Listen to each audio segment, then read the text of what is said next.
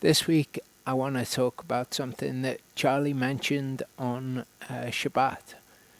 I wasn't going to do this teaching this week, but it really fits in between these two Torah portions. And I decided on Shabbat that I would talk about this week. It's something that I've been thinking about for a long time. Anyone who is around Sukkot may have heard me speaking about it. I know during Sukkot I'd message Charlie to come over to the tent to talk about it as I was having thoughts. Just running things by him, see what he thought about it.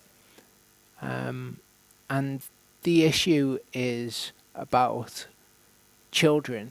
What is the right way to raise one's children? I think this is something that is a big topic for a lot of people. It's certainly something that people wonder about.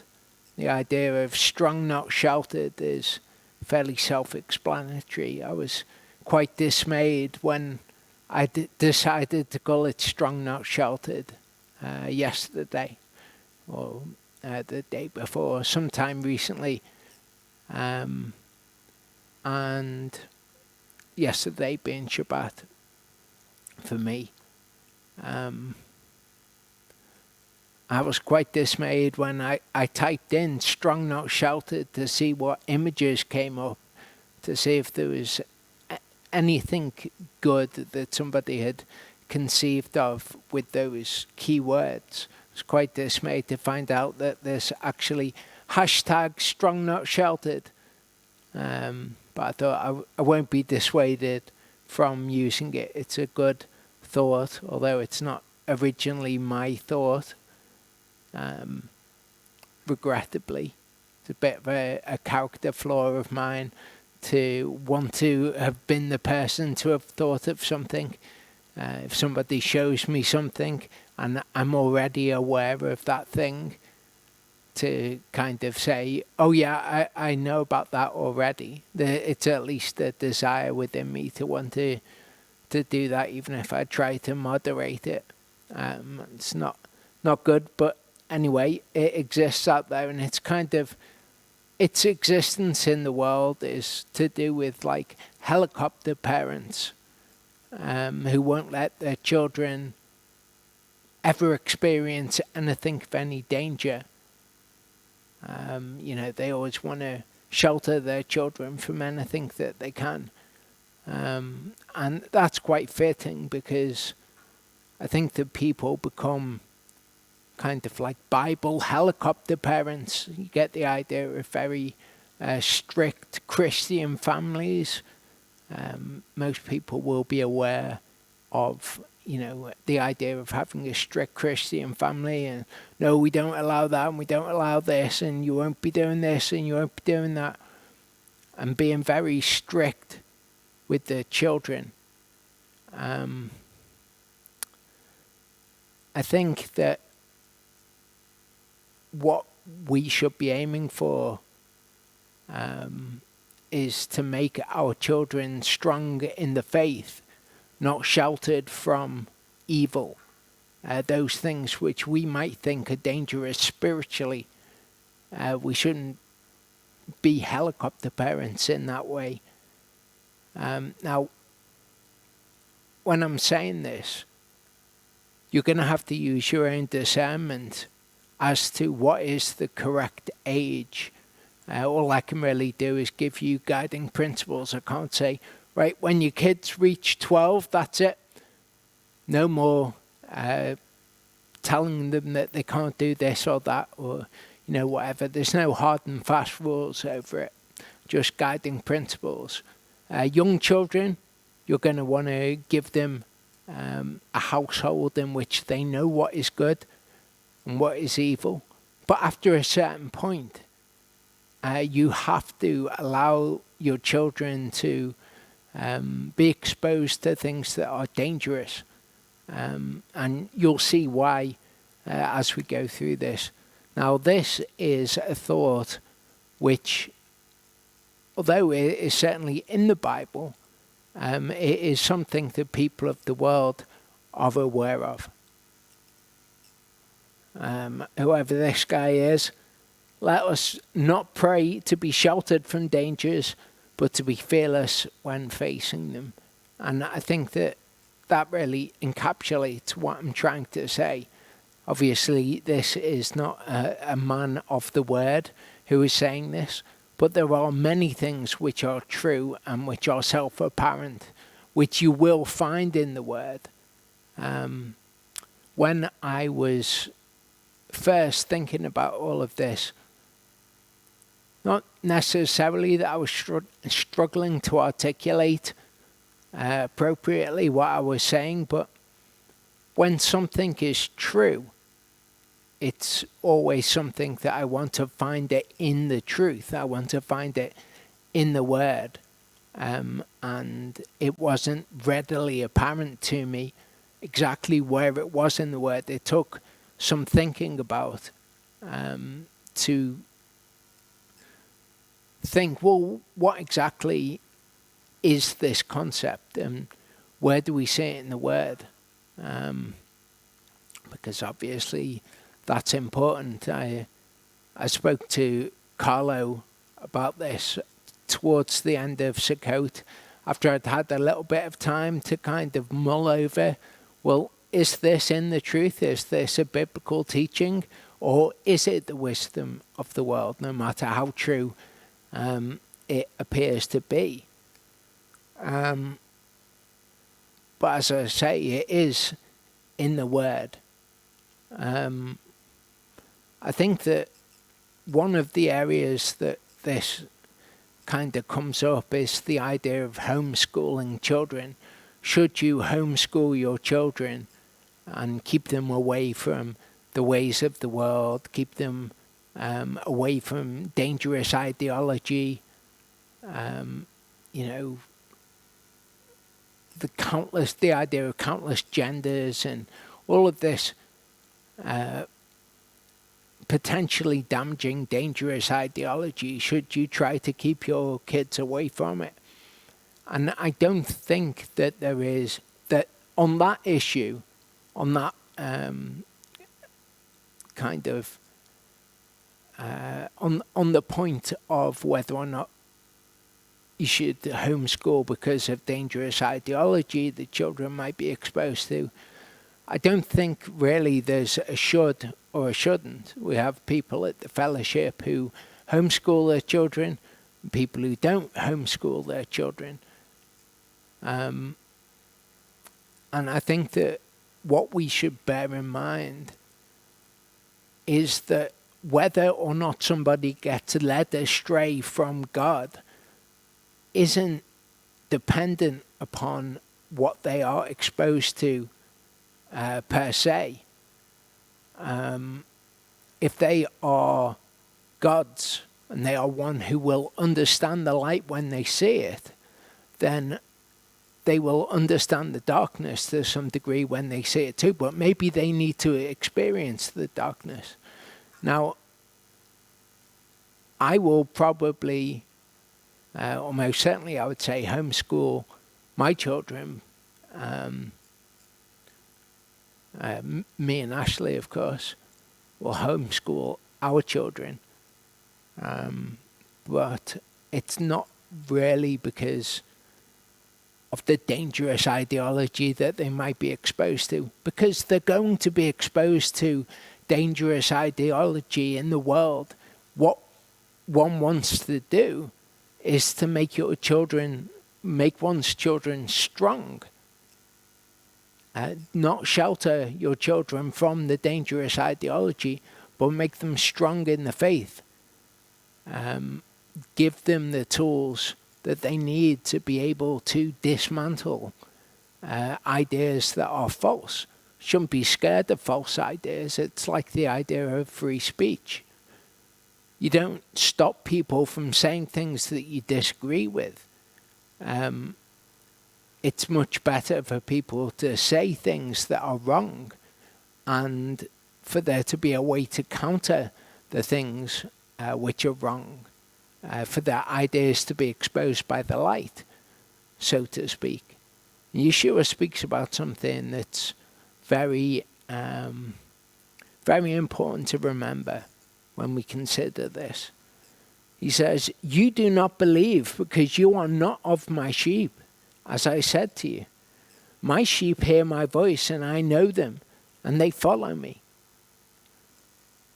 And I give them everlasting life, and they shall by no means ever perish. No one shall snatch them out of my hand. My Father, who has given them to me, is greater than all, and no one is able to snatch them out of my Father's hand." So, if we're worried that someone's going to come along and snatch our children away out of the Father's hand and they were truly His, then that is against what Scripture says. They are people who know Yeshua's voice, know the word, in other words. You do not believe me because you're not of my sheep. If someone gets led astray into unbelief, it's because they have not recognized and understood the light. They love the darkness rather than the light because their deeds were evil.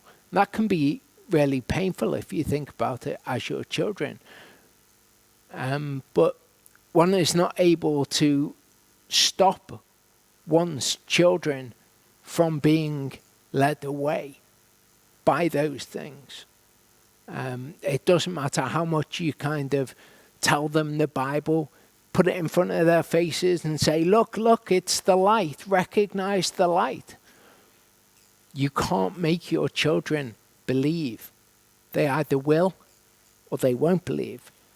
And if we think of our relationship to our children as being like the Father's relationship with us, He doesn't shelter us from evil.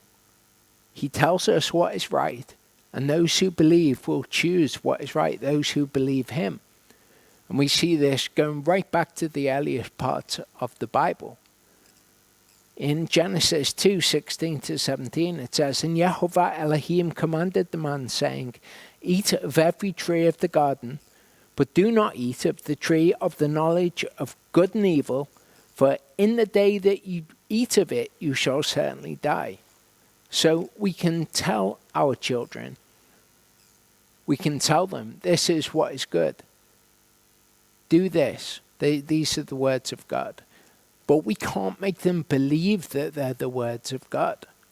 And God Himself didn't try to do that. He just said, this is the way that it is. If you do the bad thing, you're going to die. And when He created everything, He didn't have to create a tree of the knowledge of good and evil. If He'd wanted to shelter His children from evil, He could have just not made that tree. But He gave them a choice. He put that tree there so that they would be tempted by it. And He knew that they would fall ultimately. And mankind is brought back to God throughout the play out of the rest of history. But He knows that temptation is necessary. Temptation and tests of faith are critical, as we've seen recently.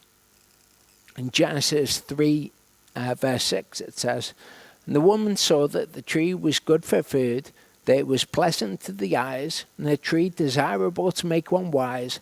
And she took of its fruit, and she ate." Okay, so this is really important for us to recognize. The woman chose to sin, to go against what she knew that God had said because of other considerations. She saw, oh, well, wait there, this is pleasant to the eyes, it's desirable, it's something that I want. And we should recognize that that is a part of each one of us. That's really important to tell your children, that they are going to be tempted because within our flesh, sin dwells. and our flesh doesn't want to submit to what God says to do. That's really important for them to know. If you just paint a picture of perfection and make it out to your children that, you're perfect and the situation will be perfect if, people are just following the word of God, and you put a happy face on it, then that doesn't really equip your children to deal with these things, because inside of them is going to be temptation. And they're just going to be thinking, am I just irreconcilably evil? Because, I can't just automatically get on board with this. And if you do that, if you create that situation, all that you will do is cause your children to never be able to tell you who they really are. What you're going to create is little actor children, little hypocrite children who know how to put the mask on. They know what the right answer is. Children are intelligent. They can tell you the right answer. They know how they should react. And you'll never know that that's who your children are. That actually they are tempted by evil, because you've sought to shelter them from evil as opposed to make them strong against evil. One must trust Yahovah with one's children. One must trust the armor of Elohim, so that if you clothe your children in the armor of Elohim, they are able to repel Hasatan. You have to have faith in that, and not faith in your ability to stop evil ever coming near them. Because, as I say, you're just going to create children who know what to tell you, know how to be when you are around, but have never been tested. Just untested, untempered children. This is no good for anybody involved in the situation. It's no good for the children, because they have just learned how to play a role, and basically you've just created little actors, which, as we've seen recently, Yeshua describes as hypocrites. If you forbid things and you say, no, that's evil, you can't watch that, for example. I forbid you to watch that. You haven't dealt with the issue. Maybe that person needs to be able to watch whatever it is and decide for themselves, no, that's not good. And as I say, I can't tell you what age this is appropriate. There is going to be a kind of a letting go process. Obviously, you would tell young children, don't do this because it's dangerous. But after a certain point, you have to let people experience the danger and maybe learn for themselves, maybe fall over, maybe break an arm, maybe whatever, be seriously injured or hurt by something, in order for them to learn the lesson for themselves. And that is obviously a really difficult thing for a parent to experience, for a parent to watch. And, Yahovah allows us to experience evil and experience temptation. But Yeshua told us to pray, lead us not into temptation. He will allow those trials, but it's not like he just says, okay, I'm just going to bring all the evil of the world upon you all at once, and you can just deal with this.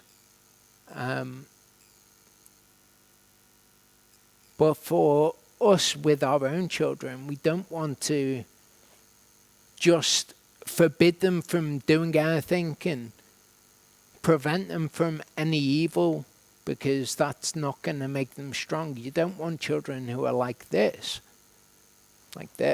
You want children who are like this.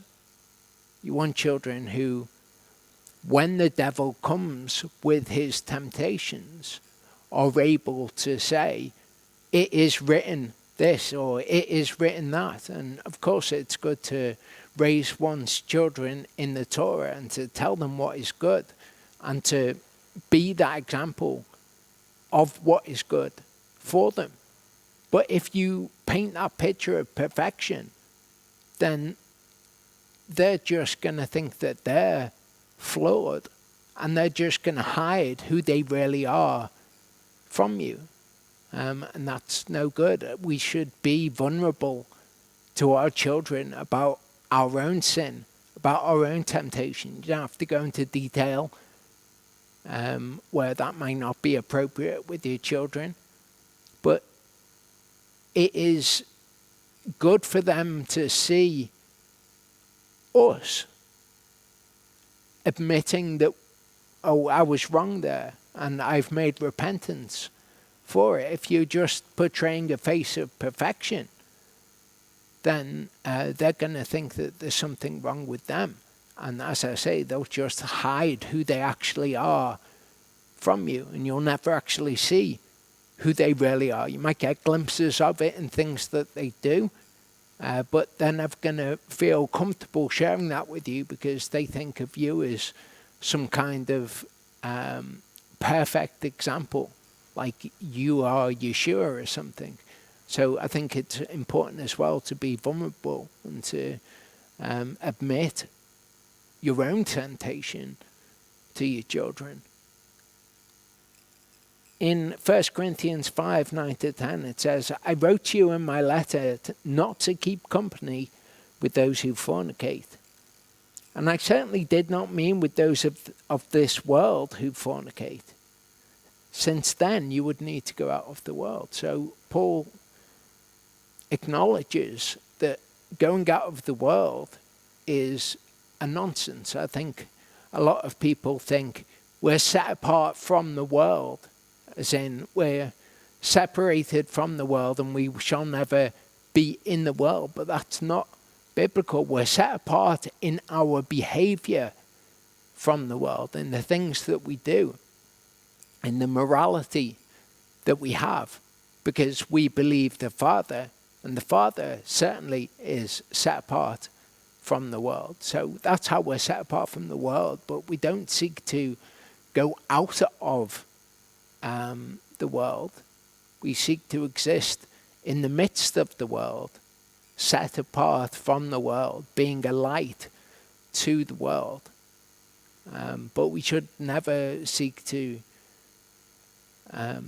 remove ourselves from the world. We should never seek to remove our children from the world. Because, as I say, temptation and being exposed to evil is necessary. I know that Ashley had a lot of friends growing up who came from very strict Christian households, and I know that it just caused issues in the end for them. Because if you kind of paint this picture of perfection and of being separate from the world and kind of isolated, then when they go into the world, they are going to have the temptations of the flesh, which you've almost kind of erased from the picture. You haven't ever acknowledged what the actual problem is with them. And they will fall because they will be completely naive to it. It's important that we understand the world to be able to want to be separate from it. It's important that your children aren't just unprepared for situations in the world. Like, if they cannot conceive of somebody being evil, and I know that I have difficulty sometimes. I say to Charlie sometimes, I just can't believe that somebody would do something like that.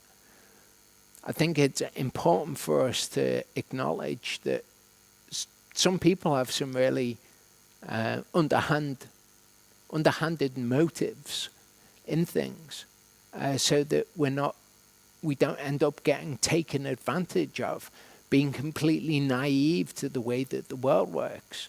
I mean, if you think of your own life, you became aware of how the world works, and that worldly wisdom enables you to operate better in the world. If you were just unaware of certain things, then you would be completely blindsided. You come into a situation and you'd be completely naive, and you would go about the situation as if, everyone just follows the word and everything's always going to be great and, whatever. You come into it naive to the ways of the world, and you end up in a bad situation because of your naivety.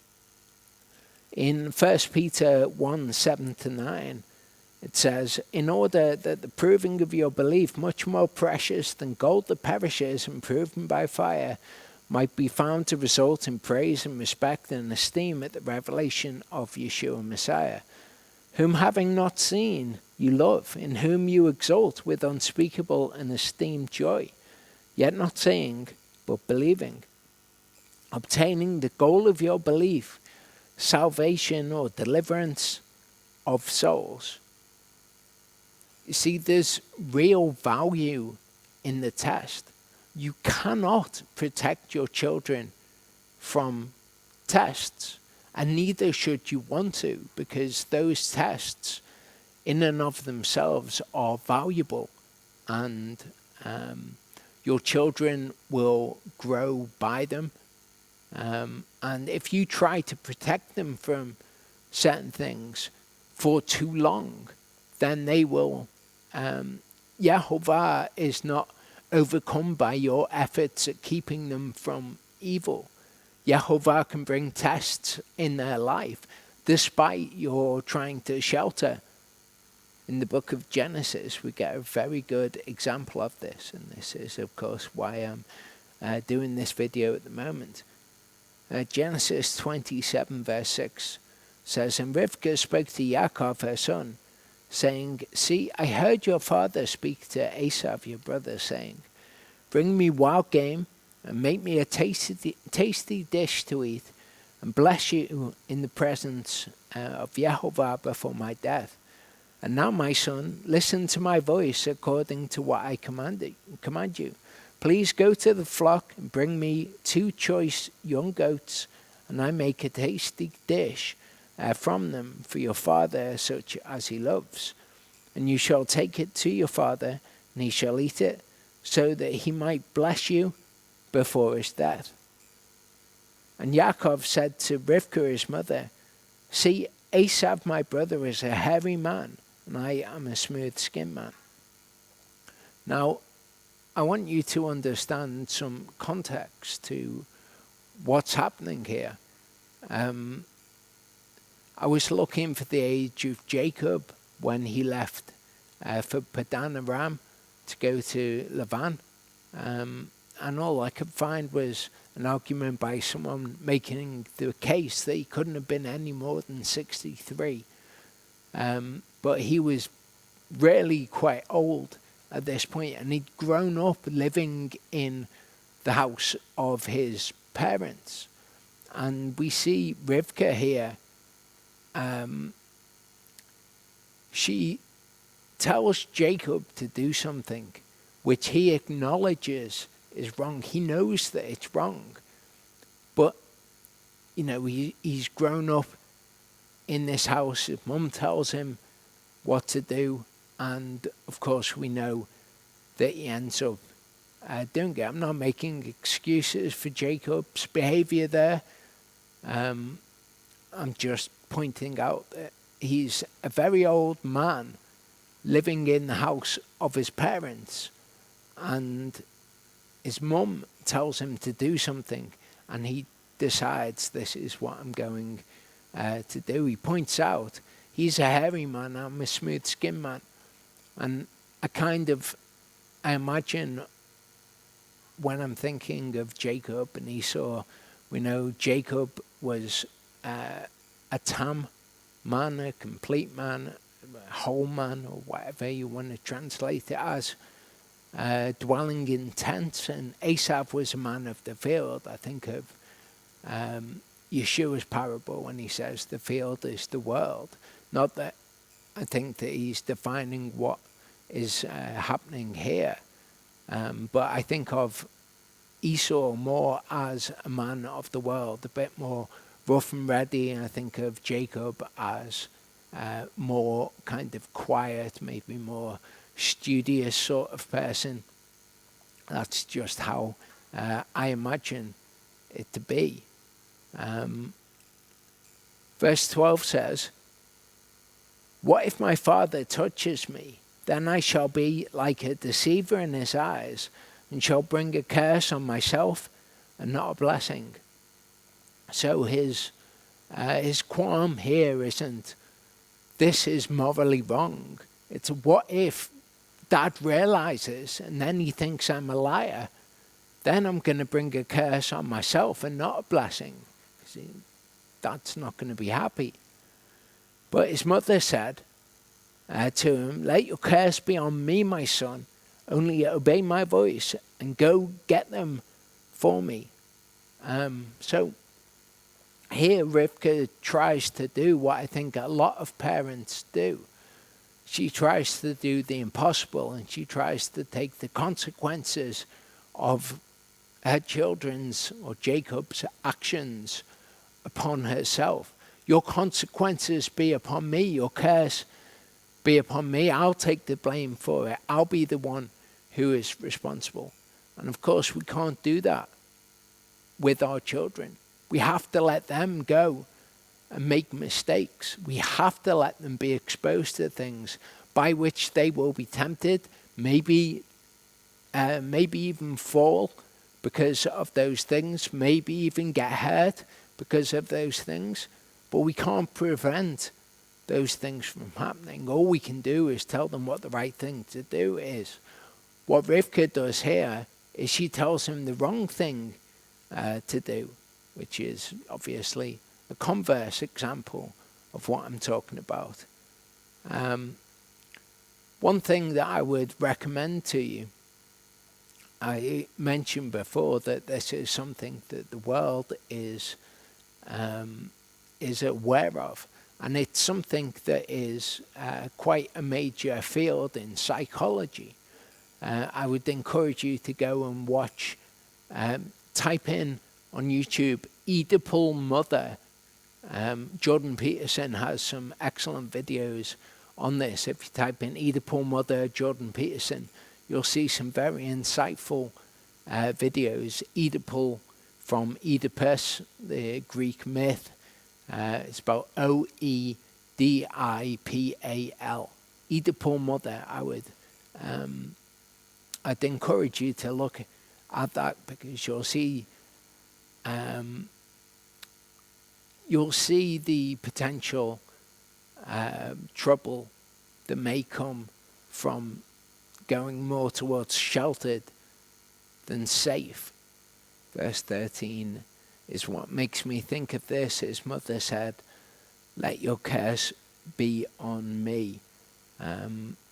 You'll see if you look at the Oedipal Mother stuff, how this is a great example of this kind of trade-off of protection. Well, you'll see. I'm not going to go into psychology in a video that is about the scriptures, but there's real pathology to the idea of sheltering rather than making strong. There's a real potential pitfall, a real pathology to that way of thinking, which is, as I say, a whole recognized field of psychology. In Genesis 27:18-24, it says, "And he went to his father and said, 'My father,' and he said, 'Here I am. Who are you, my son?' Yaakov said to his father, I'm Esav. Yitzhak said, how is it that you found it so quickly, my son? He asked him a second question, a second opportunity to tell him the truth. Jacob tells a second lie, because Yehovah your Elohim brought it to me. Yitzhak said, please come near so that I feel you. So he doesn't believe what he's being told. Yaakov went near to Yitzhak. Yitzhak doesn't recognize him. His hands are like his brother's hands because he has intentionally, to deceive his father, made them appear so. And he said, are you truly my son Esav? So another opportunity for him to tell the truth here. And he says, I am. So Jacob here he's been untested in what we have recorded in the Torah up until this point. And at this point, there's something that he wants. He wants the blessing of his father. And he is willing to do what he knows is wrong and to tell lie after lie after lie and to deceive by putting the hairy garments on. He's willing to do that because it's something that he wants. So it comes to a moment in which he's tested. Will you do the right thing? And he chooses to do the wrong thing. And this is a moment that everyone will come to.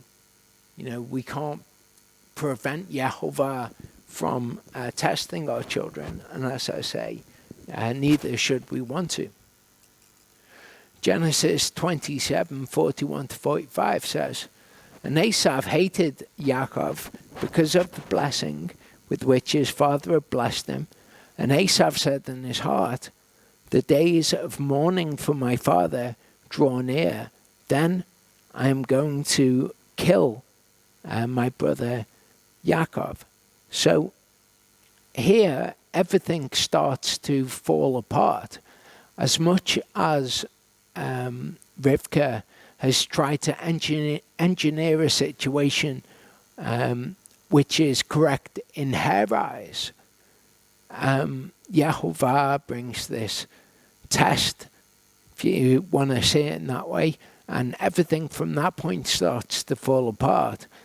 Esav now wants to kill his brother, whereas before everything was, presumably not as bad as this. The family life was quite happy. Now Esau wants to kill Jacob because of what Rivka has done.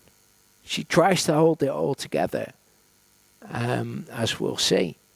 But this is another example of when it's important to admit your mistakes to your children. Rivka has the chance to admit her mistake to Esau at this point and say, I told him to do this. I'm sorry. It's my fault.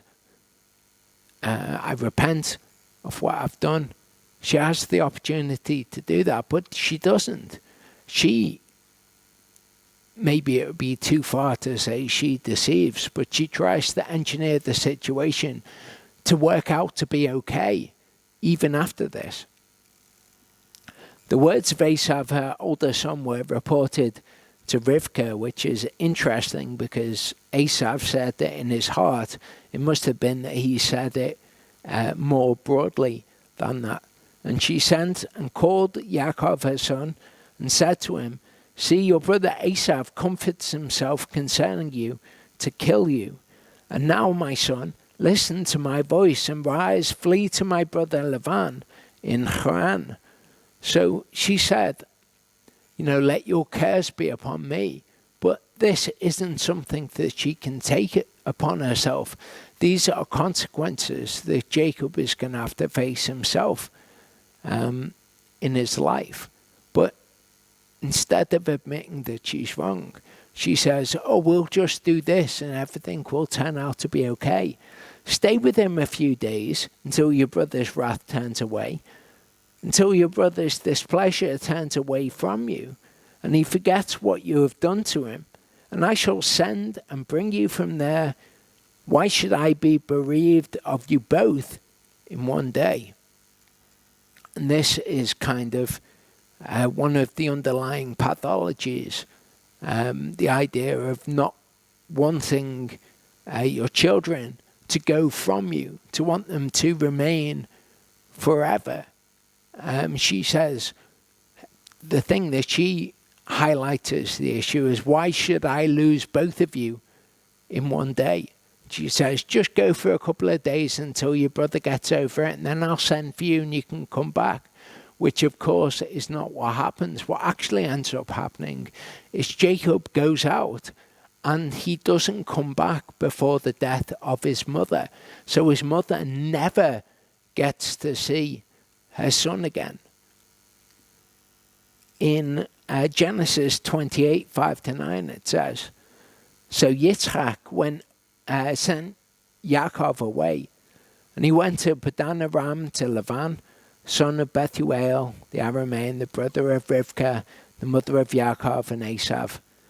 Esav saw that Yitzhak had blessed him and had sent him to Padan Aram to take a wife from there. And he sees that he says to him, do not take a wife from the daughters of Canaan. And that Yaakov had obeyed his father and his mother, and he'd gone to Padan Aram. So Esav saw that the daughters of Canaan did not please his father Yitzchak. And Esav went to Yishmael and took Machaleth, the daughter of Yishmael.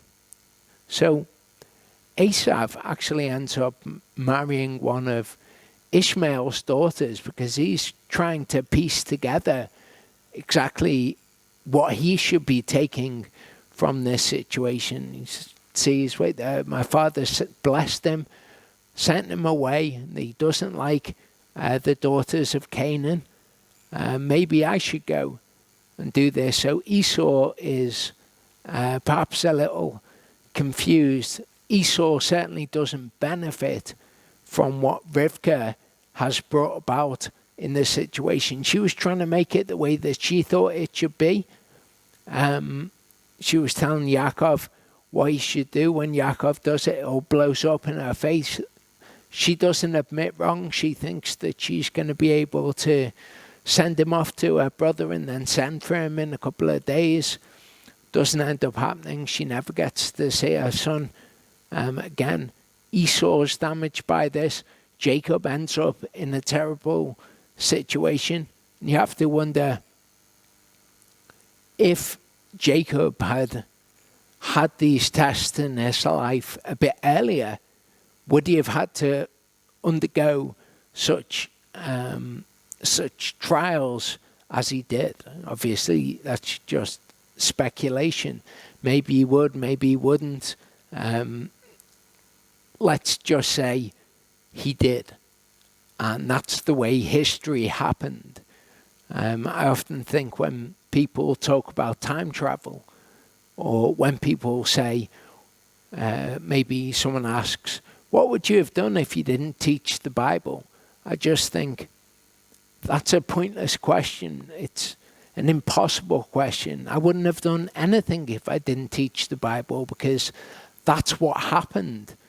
That's the way that the creation came to be. That was the play out of history that ends up at the end with the kingdom. That was the only way things could happen. There is no what if this didn't happen.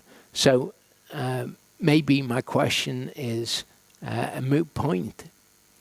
But we can certainly say that when we try to engineer things in our own strength and engineer situations to be the way that we think they should be, often that has unintended consequences. And funnily enough, Ishmael was the product of the same thing. Yehovah had a plan. He told Abraham that he was going to have an heir, and that his heir would come from his body. And Abraham took the female servant of Sarah. And Ishmael was the product of that, when actually he didn't need to be involved to bring about an heir at all. In Genesis 28:12-15,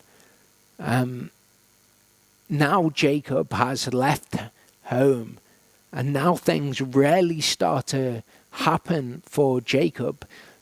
The becoming of the man that he is going to be, the believer that he is, him becoming Israel, if you like, all of that only starts to happen when he leaves his parents' house.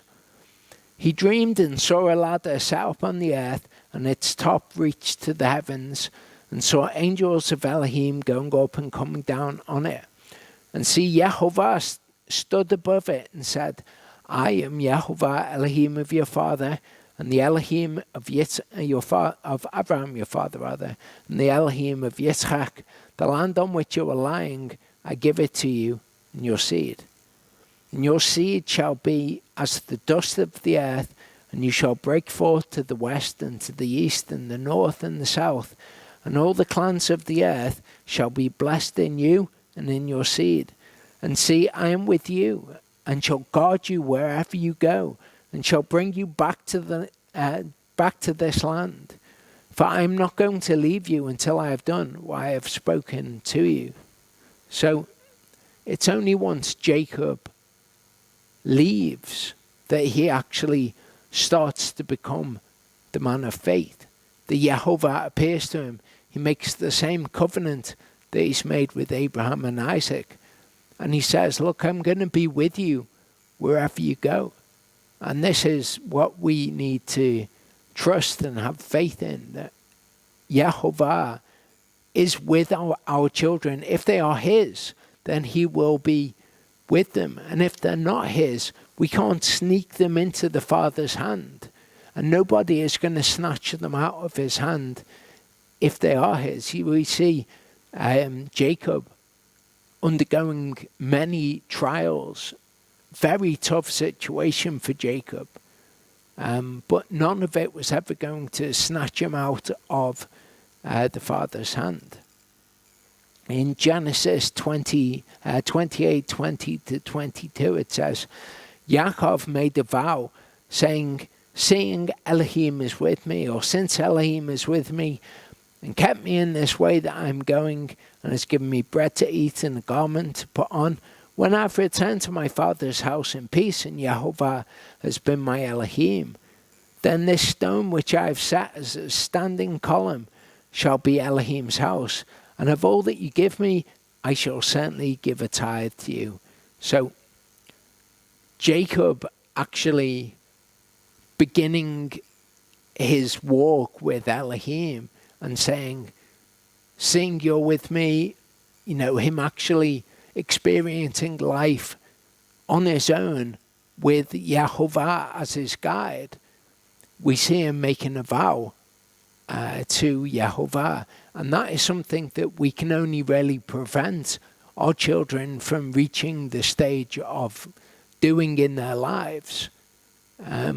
We can think, well, I'm just girding them with the truth so that they can overcome these things.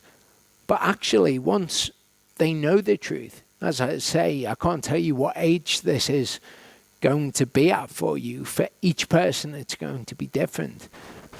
But there's going to be a point when you're going to need to release them into the world, and all you can hope to do is prevent them from beginning to walk with Elohim and to have Yehovah as their Elohim and being their guide in life. In Genesis 29:4-8, it says, so Yaakov said to them, my brothers, where are you from? And they said, we are from Haran.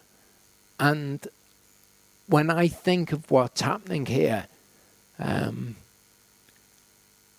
think of Yaakov coming from his parents' house all naive into the world, and he comes to near Haran, and he sees these shepherds there, and he says, my brothers, where are you from?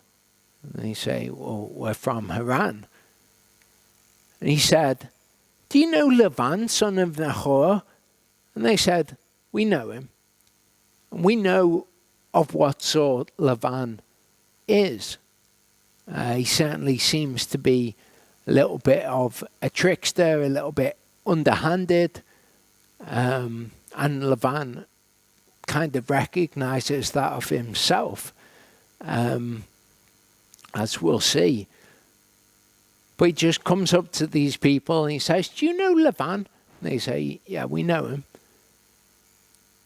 It just smacks of naivety to me to go up and to proffer this information to these men who are shepherds, probably kind of worldly wise men who, have a certain way of operating, a certain way of viewing the world that Jacob will be completely naive to. That's the sort of thing that I'm saying.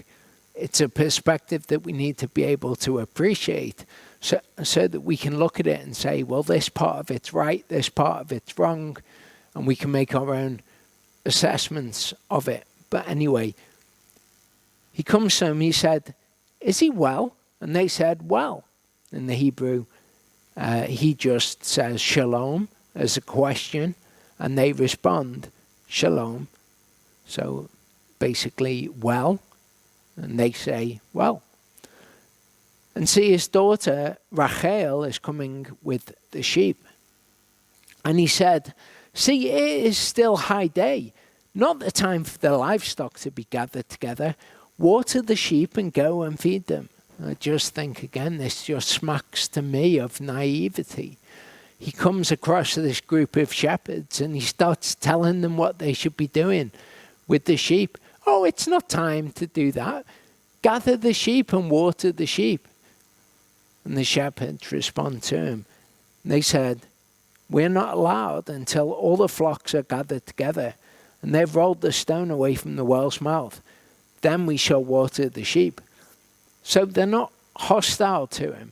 They just tell him the way that things work, and he doesn't really understand the way that things work. He just thinks to come in and tell them what to do, which is, as I say, it's naive, but it's something that if you are familiar with people, you're not just going to do that because you've got a bit of experience of how people are and how people will react to the things that you say. And that's really, really valuable. If you shelter your children and you keep them away from that, you're just preventing the growth that they should have as people. Genesis 29:13-14 says, it came to be when Laban heard the report about Yaakov, his sister's son, that he ran to meet him and embraced him and kissed him and brought him to his house.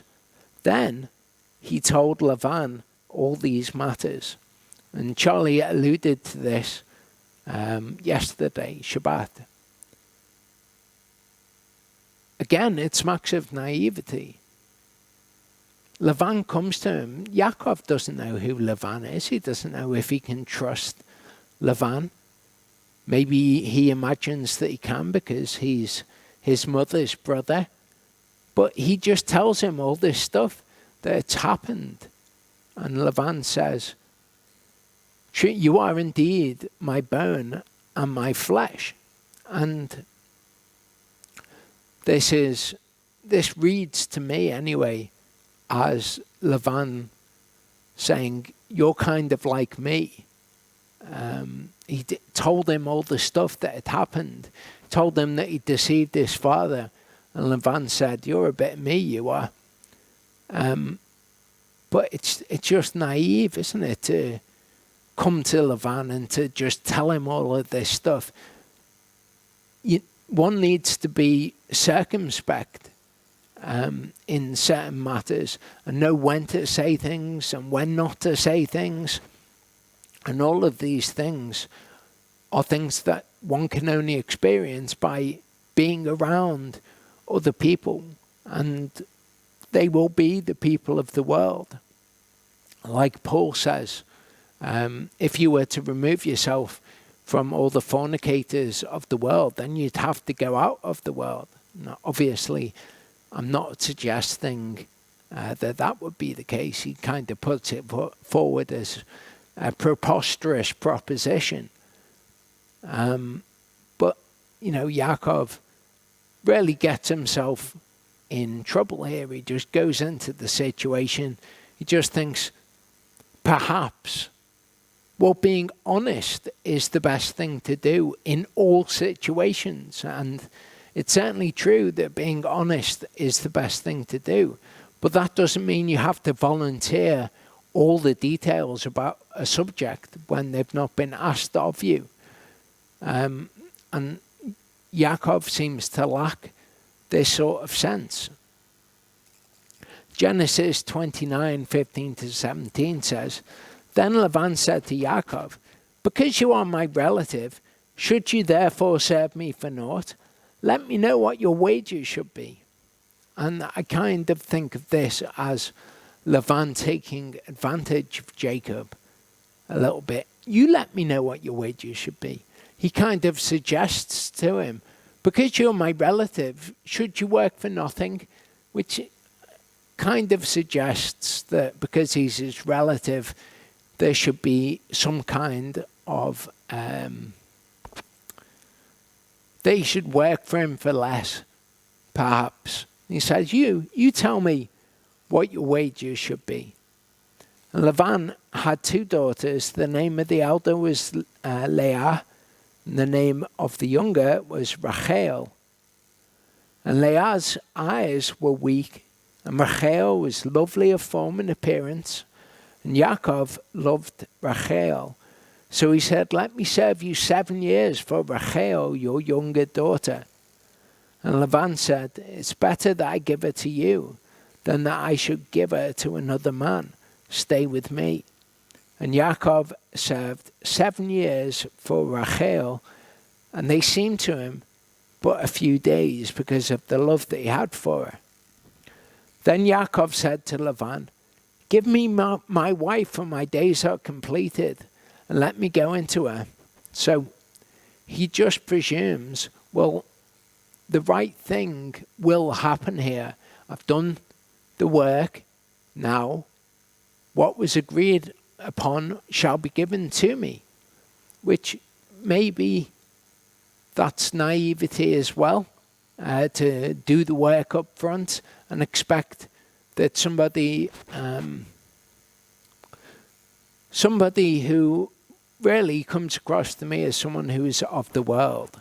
They use Jehovah's name, but they're not perhaps sincere. They're not like Abraham. And it's important that our children be able to distinguish between people who use Jehovah's name and people who are sincere in following Jehovah. But Yaakov just says, I've done the work. Now give me the wages that we agreed upon. And of course, Laban doesn't do that. I can't say that Jacob wasn't expecting that might happen, but that is something which is certainly a possible scenario.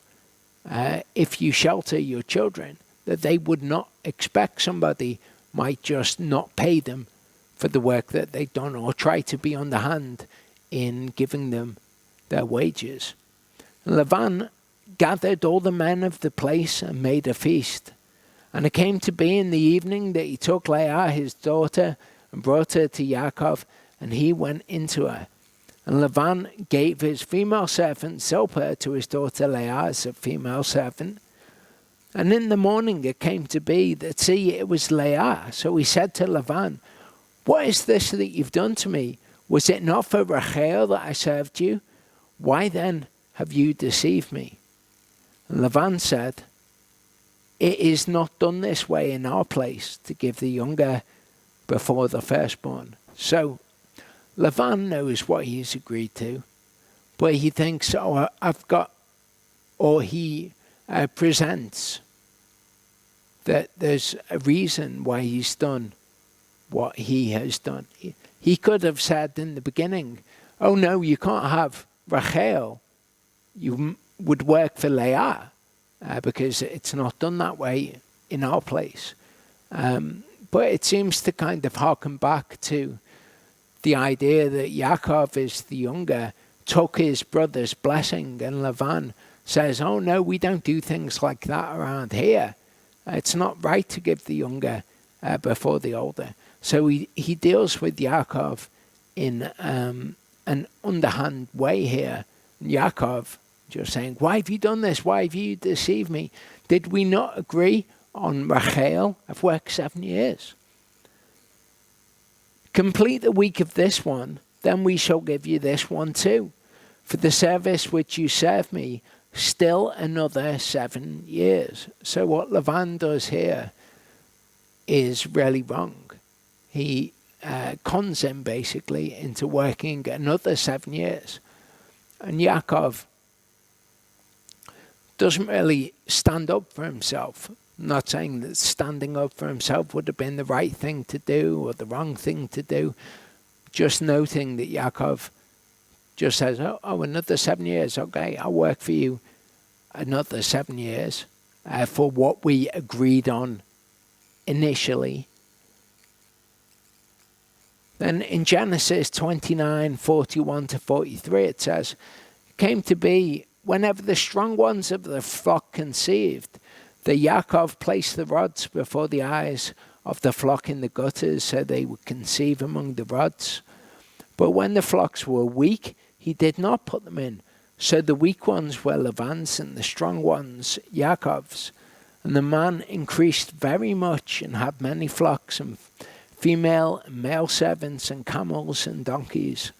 So whether or not one could say that it was Yehovah who brought this about supernaturally, Yaakov's intention here was to take the flocks from Laban.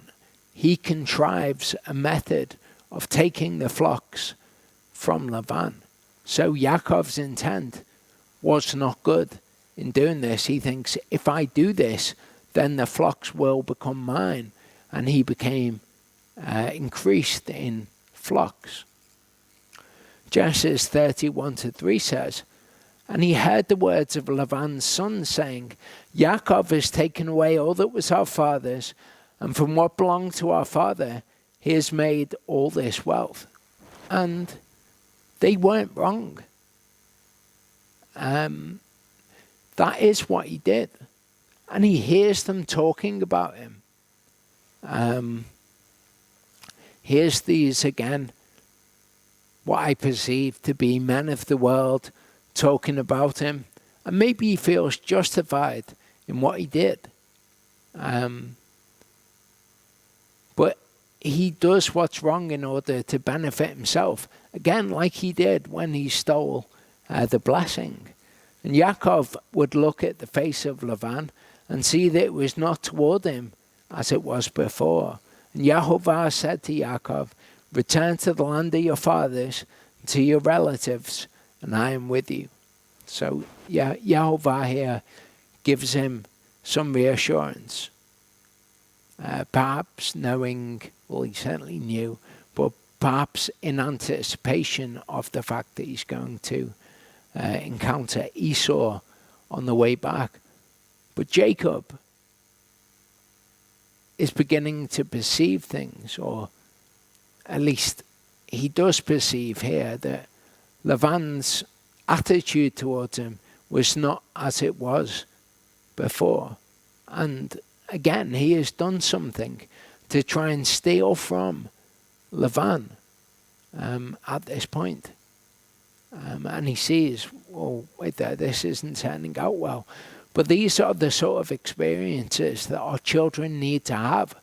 They need to be exposed to situations in which they can go after their own hearts and choose to do that which is wrong to benefit themselves. Maybe so in the future they can realize that that's wrong. We can't shelter them and prevent them from encountering these sorts of things. Yaakov was maybe 60 years old when he left his father's house. So he's pretty old when he comes across all of these situations. But these situations are the things that shape him as a man. And Yehovah again says to Yaakov, I'm with you. He doesn't say everything that you've done was okay. He just says, okay, time to leave. Go home. I'm going to be with you. Genesis 31, 6-9. Yaakov speaking to his wives, he says, and you know that I've served your father with all my strength. Probably true. Yet your father has deceived me and changed my wages 10 times. But Elohim did not allow him to do evil to me. Well, maybe not. Maybe that's just how Jacob sees it. When he said this, the speckled are your wages, then all the flocks bore speckled. Well, yeah, because of what you did. When he said this, the streaked are your wages, then all the flocks bore streaked. And as I say, it could be that this was Elohim that was doing this. But it tells us in the text that Yaakov's intention was to bring this about. So Elohim has taken away the livestock of your father and given them to me. So this is how Jacob perhaps perceives the situation. It's certainly how he's telling his wives that the situation actually is. So he's going to his wives and he's telling them things that aren't really true, kind of half truths, kind of glossing over things with God and saying, oh, all of this was ordained by God. And he says, you know that I've served your father with all my strength. As I say, that may well be true, probably true, let's say, that he served him with all his strength. But he also sought to take away all of his flocks from him. So he's saying the truth, and then he's saying something that isn't quite straight with them. And he's having this little conflab with his wives about their father, which is probably not a good thing to do. It's underhanded. In Genesis 31, 14-16, it says, and Rachel and Leah answered and said to him, do we still have any portion or inheritance in our father's house? Are we not reckoned by him but as strangers? For he has sold us and also entirely consumed our silver. For all the wealth which Elohim has taken from our father are ours and our children's. Now then, do whatever Elohim has told you. So they're not exactly straight either. They're saying, well, the only point in staying here would be if we had the inheritance here, whereas actually now all our father's wealth is our wealth. Why would we stay here? And then they again put this veneer of God on it. Do whatever God has told you. Whereas maybe it was wickedness in their hearts, which, they were saying, well, there's no point in staying here. We can't benefit ourselves. So Yaakov comes, he tells them something that's not quite true, hiding the wickedness in his heart. And then they come back and they're not quite straight with him. And it's just generally not really a good situation. But it's certainly something that made Yaakov the man that he is. So maybe we would seek, maybe if we saw our children become involved with somebody who was maybe not seeing things exactly straight, maybe we would feel justified keeping our child from that person. And maybe we would feel it's our parental duty to stop child X from being with suitor Y. And maybe we would be right in identifying the wrong things that that person was doing. But we can't prevent our children from any harm. We can't say, well, this is bad, therefore you will not be with this person because they did something that was bad. It's not our place to be doing that. Yaakov has deceit in his heart also, and so if Rivka had been there and she'd observed in Leah and Rachel that they kind of had this wickedness in their heart, that they wanted to only stay with their father because of the inheritance that they could have. And Rivka had said, Jacob, you cannot be with these women. They are wicked. Then Jacob would have never had the children that he ended up having, etc., etc. We can't seek to manipulate and shape reality to be the way that we think it should be, or just go off of things that we observe maybe in another person that we acknowledge is wrong, and therefore try to make our children do what we say that they should do. All of these things, maybe Jacob would see, actually, my wives are prone to do this. They're only really interested in their self-interest. And maybe that then spawns a conversation with them by which they both grow in the future. We don't know. We're not God. We can't shape situations to protect our children from absolutely everything that we think that they might encounter, whether or not we've been correct in perceiving a particular danger that they might encounter. Genesis 31:26-31 says, And Laban said to Yaakov, what have you done that you've deceived me, and driven my daughters off like captives taken with the sword? Which is fair enough. Why did you flee secretly and deceive me and not inform me? And I would have sent you away with joys and songs, with tambourine and lyre. Now, Laban is probably engaging in self-deception here at the very least. But he's got a point that Jacob just left with his daughters. Think of how you would react if someone just left with your children without telling you. Now, maybe the idea that he would have sent them off with joy is just fantasy. Maybe there would have been trouble, and that was what Jacob was trying to avoid. But Laban certainly has a part of what he is saying has a point here. You did not allow me to kiss my sons and my daughters.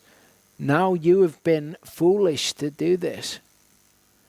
It is in the power of my hand to do evil to you. But the Elohim of your father spoke to me last night, saying, Guard yourself that you do not speak to Yaakov either good or evil. And now you have gone because you greatly long for your father's house. But why did you steal my gods? In Hebrew, my Elohim. God's little g, of course. Which again is a good point. You've left, but why did you steal from me when you left? And obviously it wasn't Jacob, it was Rachel. But Rachel's kind of got a bit of a twisted idea of her father, and maybe of her entitlement, and she decides to steal from her father, and none of that is good. Then finally we get a bit of honesty from Jacob. Jacob answered and said to Laban, Because I was afraid For I said, lest you tear your daughters away from me, which it's probably an honest reason. In all of these situations, everybody just kind of cheers for their own team. And everyone's kind of telling half-truths and putting false veneers over the things that they say. Like, why did you do this? As if Laban can't imagine in his head why Jacob would do such a thing because of the way that he's been treating him or the way that he feels about Jacob. And it's useful in these situations to honestly assess where one's own faults lie, of course. But through all of this trouble that Jacob's having, he's learning and he's becoming a man of Elohim. Now, he's still representing himself as having acted righteously, but at least we see him give Laban a little bit of honesty here. And if Laban was honest with himself, he'd be able to say, yeah, fair enough, I can see why you would be afraid of that. Probably not Laban's reaction, but he was able to see that in that situation, even if he didn't acknowledge it. Genesis 31:48-50 says, and Laban said, this heap is a witness between you and me today. That is why its name was called Galeed. Also Mitzpah, because he said, let Yehovah watch between you and me when we are out of each other's sight. If you afflict my daughters, or if you take other wives besides my daughters, although no man is with us, see, Elohim is witness between you and me. So Laban, funnily enough, has a bit of a situation here where he has to let go of his daughters. He has to say, let Elohim watch between me and you when you're out of my sight. If you treat my daughters badly, Elohim is witness between you and me, and that is, funnily enough, how we should be with our children. We should release them to the world to see whatever they're going to see, to be tempted, however they're going to be tempted, and we should pray for them that they will remain strong in the faith that we have instructed them in. In Genesis 32:3-6, it says, and Yaakov sent messengers before him to Esau his brother in the land of Seir in the field of Edom. And he commanded them, saying, say this to my master Esau, your servant Yaakov said this, I have sojourned with Laban and stayed there until now. And I have bulls and donkeys, flocks and male and female servants. And I have sent to inform my master to find favor in your eyes. So the messengers returned to Yaakov, saying, we came to your brother Esau, and he also is coming to meet you, and 400 men with him. So here we see Yaakov. Now he's left Laban's house and all the trouble that was there. Now he is faced with the consequences of his own actions all those years ago, 14, 20 years ago, however many years ago it was. Jacob here is quite an old man, maybe 80 years old, when he's returning. Genesis 32:11-12, we see Yaakov again. In this situation of difficulty, he reaches out to Yehovah, which of course is what we would hope for our children. Not that we would protect them from any evil, but that when they're facing evil, they would rely upon Yehovah. And he says, deliver me, I pray, from the hand of my brother, from the hand of Esau, for I fear him, lest he come and shall smite me and the mother with the children. For you said, I shall certainly do good to you, and shall make your seed as the sand of the sea, which are too numerous to count. So here he is depending on Yehovah, depending upon his promises. His mum and dad aren't around to do anything for him. His Father in heaven is the only one that he can rely on. And as I say, that's an attitude that we should seek to foster in our children. And they can't do that while they are under our roof or our guidance or whatever. We might want to do that for them. We might want to say, well, this situation, this is how you deal with this situation, and this is how you deal with this situation. But really, what we want to foster in them is a reliance upon God, because that's all that they're going to have one day. In Genesis 32, we see that Yaakov, he's prayed to Yehovah, he's asked him to help him, but he's not fully dependent on him, just as none of us are fully dependent upon him. All of us have fears in our hearts and want to change things to be more in line with how we want. It says he spent the night there, and he comes up with a present to give to his brother because he wants to appease his brother. And he says to his servants, you've got to say this when you encounter Esau. Commanded the first one, he says, when my brother Esau meets you and he asks you this, then you have to give him this answer.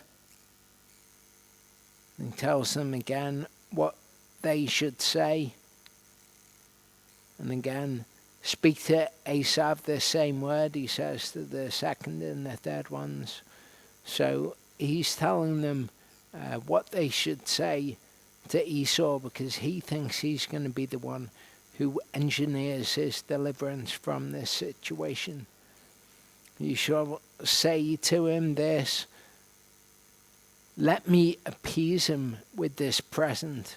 That's what it's all about. He is not saying Yehovah will deliver me in this situation. He's saying, what can I do? What can be said to him that will make things go the right way? The present passed over before him, but he himself spent the night in the camp. And you can imagine what that must have been like for Jacob, thinking, tomorrow I'm going to meet my brother, whose blessing I stole, with his army of 400 men. I don't imagine that was a comfortable evening for Yaakov. It says in Genesis 33, Yaakov lifted his eyes and looked and saw Esau coming, and with him 400 men. And he divided the children among Leah and Rachel, and the two female servants. And he put the female servants and their children in front, and Leah and her children behind, and Rachel and Yosef, of course Benjamin is not yet born, put them last. And he himself passed over before them, and bowed himself to the ground 7 times, until he came near to his brother. So obviously he is nervous about the situation. He's ordered things so that if it goes as badly as it could go, maybe Rachel and Yosef will be the safest as his favored wife and his favored child. In Genesis 32:28, we see something very interesting, something that people often don't realize about this verse, or don't focus on with this verse. He says, your name is no longer called Jacob, but Israel, because you have striven with Elohim is the thing that most people will concentrate on here. Yisrael, Sarah being to struggle or wrestle with, El, of course, being Elohim. So it literally means he who has striven with Elohim. But look what it says after that. It says, and with men.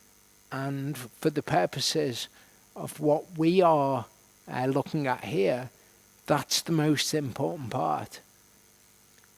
He also has striven with men and has overcome.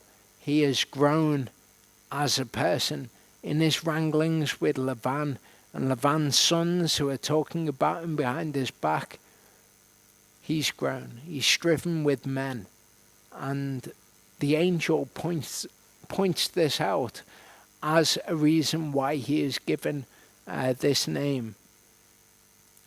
Striving with Elohim, of course, is the most important thing that our children can learn to do, but also dealing with the men who are around them appropriately, or the women who are around them, men being a reference to mankind, of course. This is important, and it's interesting to me that this is highlighted by the angel to Jacob. In Genesis 34 verse 7 it says, the sons of Yaakov came in from the field when they heard it. And this is ultimately what we are doing when we are raising our children.